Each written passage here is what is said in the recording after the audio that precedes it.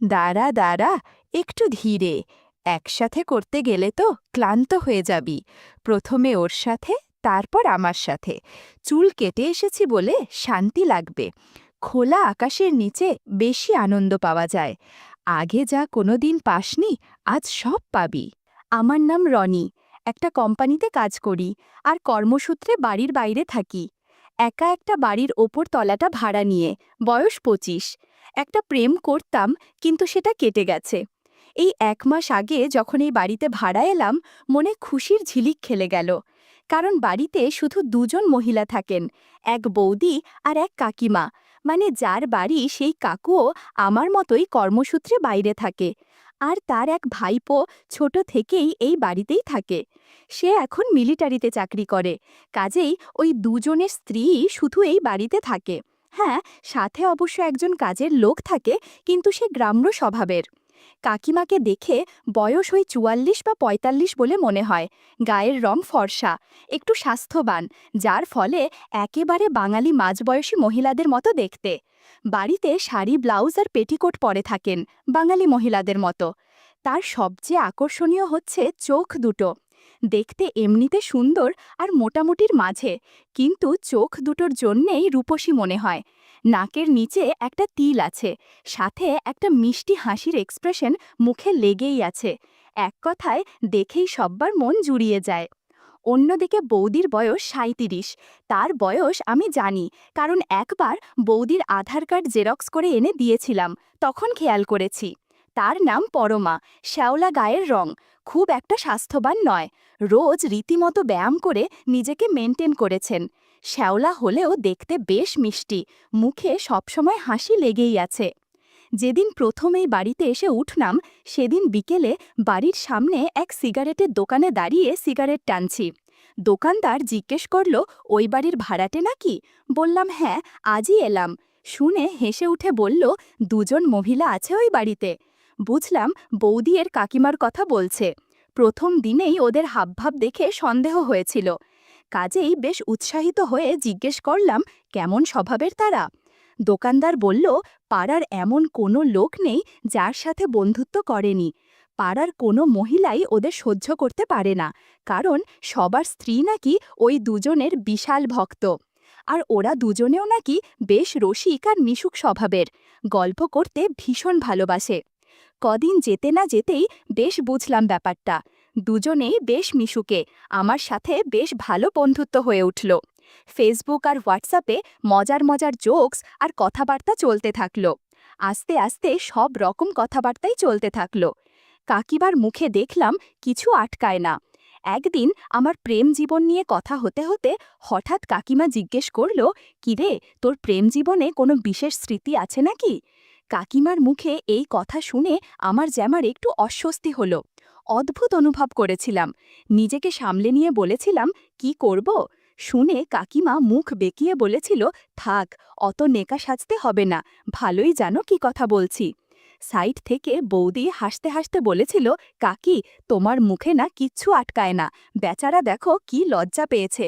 সেই শুনে কাকিমা বৌদিকে ইশারা করে বলেছিল, লজ্জা না ছাই, তুই কি ভেবেছিস ও আমাদের নিয়ে কিছুই ভাবে না নাকি? সত্যি বলতে এটা শুনে বেশ লজ্জায় পেয়েছিলাম। বলেছিলাম, হ্যাঁ ভাবি তো। শুনে বৌদি বলেছিল, ভাবনাটা নিজের কাছেই রেখো কিন্তু। একদিন কাকিমা ছাদে আমার রুমের সামনে কাপড় মেলতে এসে আমাকে বেশ অবাক করে বলল, রনি, আমার আর পরমার ছোট জামা মেলে গেলাম, নোংরা যেন না হয়। আসলে একদিন কারো একজনের জামা এরকম ভাবেই ছাদে মেলা ছিল, আর আমি সেটা নামিয়ে রেখেছিলাম। যদিও তাতে তেমন কোনো সমস্যা হয়নি, তবুও বুঝলাম কোনো না কোনোভাবে ধরা পড়ে গেছি। বললাম, কেন নোংরা হবে, নিচে পড়ে গেলে আমি তুলে দেব।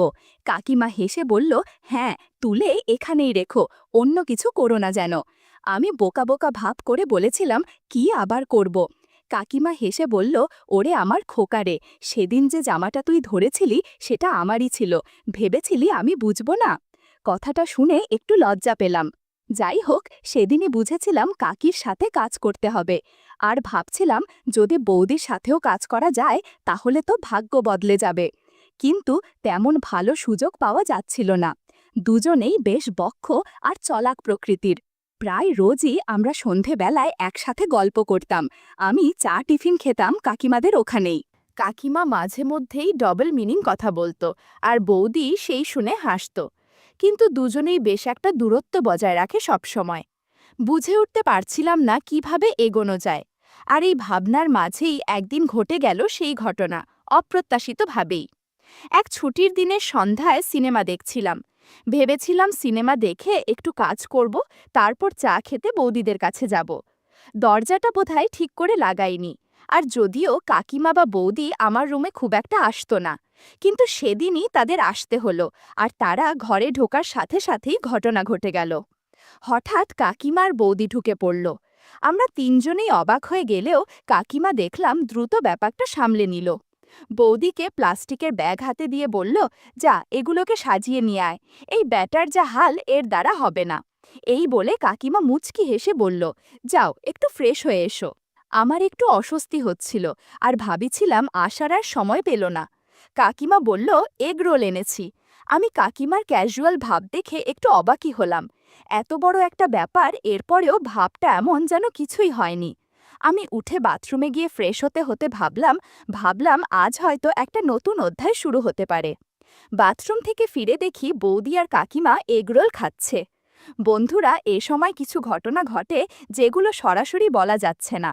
তোমরা কমেন্টে দেয়া লিংক থেকে আমার ওয়েবসাইট ভিজিট করো, সেখানে একদম খোলামেলা গল্প দেয়া আছে।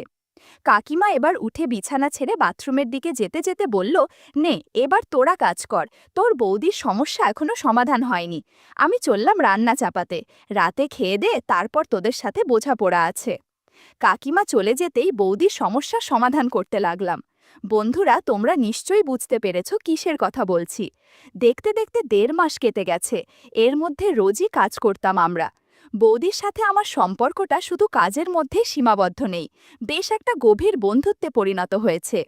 কেউ কাউকে অবশ্য ভালোবাসিনি আমরা, কিন্তু দুজনেই বুঝি দুজনের মনে কি রয়েছে।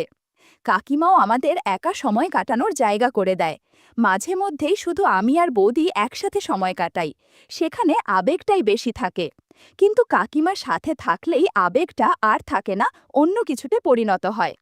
আমি আর বৌদি দুজনেই এই সময়গুলো উপভোগ করি। এই 1.5 মাসে আমিও অনেক পরিণত হয়ে উঠেছি। এখন আর আগের মতো সহজে হাল ছেড়ে দিই না। কাকিমার বৌদি একসাথে থাকলেও না, ওরাও নিজেদের মধ্যে বলাবলি করে যে আমি নাকি কাজে আস্তে আস্তে দক্ষণ হয়ে উঠছি। এর মধ্যেই একদিন সম্পূর্ণ অন্য রকম এক অভিজ্ঞতা হলো। সেদিনটা রবিবার ছিল, ছুটির দিন। কাকিমার দুপুরেই স্নান করে আমাকে বলে রেখেছিল, আর কাজ করার সময় অনেক ধৈর্য ধরতে হবে, পুরো আগুন হয়েছিল। সন্ধ্যায় কাকিমার সাথে বৌদিও যোগ দিল। পরিবেশটা ছিল দারুণ প্রাণবন্ত। ঘণ্টাখানেক পর কাকিমার বৌদি বিশ্রাম নিচ্ছিল। আমি শুয়ে আছি, এমন সময় কাকিমার ফোনটা বেজে উঠল। ফোনটা হাতে নিয়ে কাকিমা বলল, মলি কল করেছে, বলেই একটা দুষ্টু হাসি। কাকিমা ফোনটা রিসিভ করে বলে উঠল, কিরে এতদিন পর মনে পড়ল? ওপার থেকে কি জবাব এলো শুনতে পেলাম না, শুধু একতরফের কথাই শুনতে পাচ্ছি। সেই ব্যস্ত তো থাকবি এখন, আমাদের কি আর মনে পড়বে।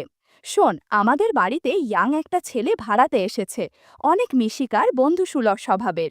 তুই চাইলে পরিচিত হতে পারিস। অনেক কাজেরন ছেলেটা, আমাকে আর পরমাকে অনেক সাহায্য করে, কাজে একদম দক্ষ। ওর সাথে কাজ করে আমরা অনেক আনন্দে আছি। তাদের কথা শুনে বুঝলাম এই মলিও তাদের মতোই। বৌদিকে আস্তে করে জিজ্ঞেস করলাম, কে এটা? বৌদি বলল, মলি দি, কাকিমার ননদ, আমি দিদি বলেই ডাকি, আমার থেকে 1 বছরের বড়। বললাম, এও কি তোমাদের মতোই নাকি? বৌদি শুনে শুধু হেসে উঠল, কিছু বলল না আমাকে। ওদিকে কাকিমার ফোনে কথা তখন চলছে। কি আর করবি, তুই যা জিনিস, তোর কথা ভাবলে আমার কেমন যেন মনে হয়।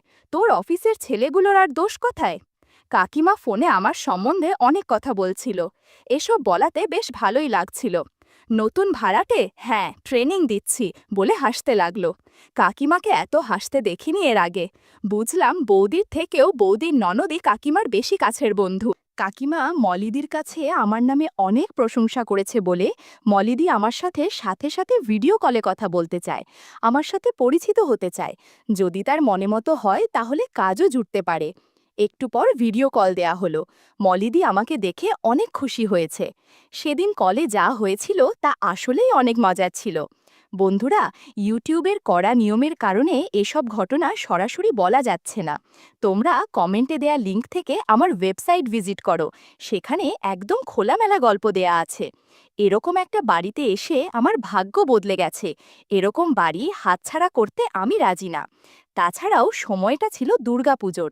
দাদা এসেছে সেজন্যেই। কাকিমার বড় ছুটি পায়নি। আমিও বাড়ি গেলাম কিছুদিনের জন্য।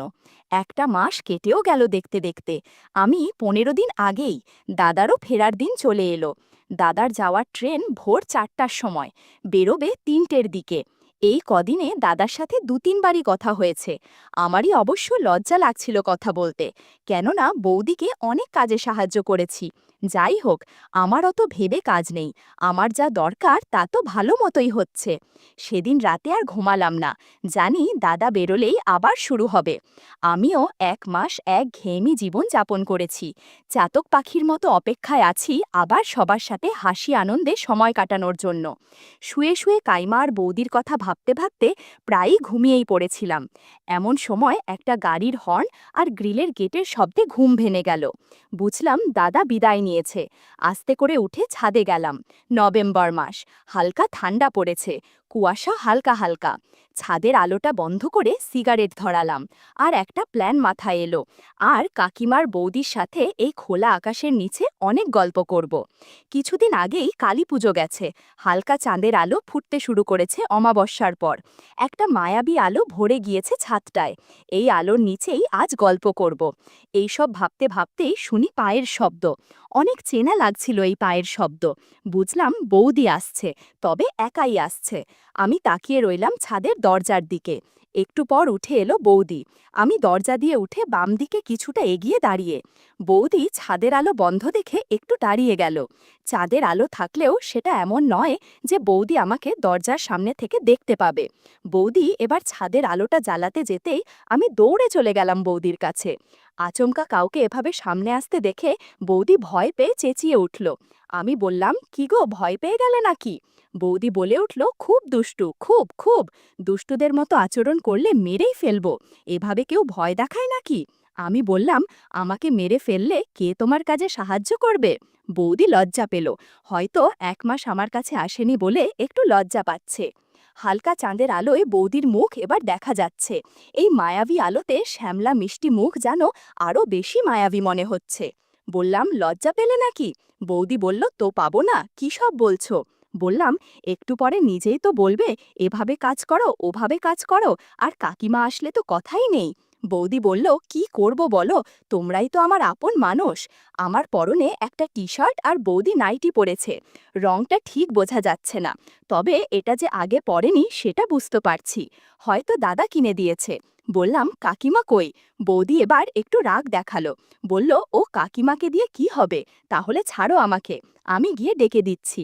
আমি হেসে উঠলাম আর বললাম, জিজ্ঞাসা করলাম কারণ কতক্ষণ তোমার সাথে সময় কাটাতে পারবো সেটা জানার জন্যে।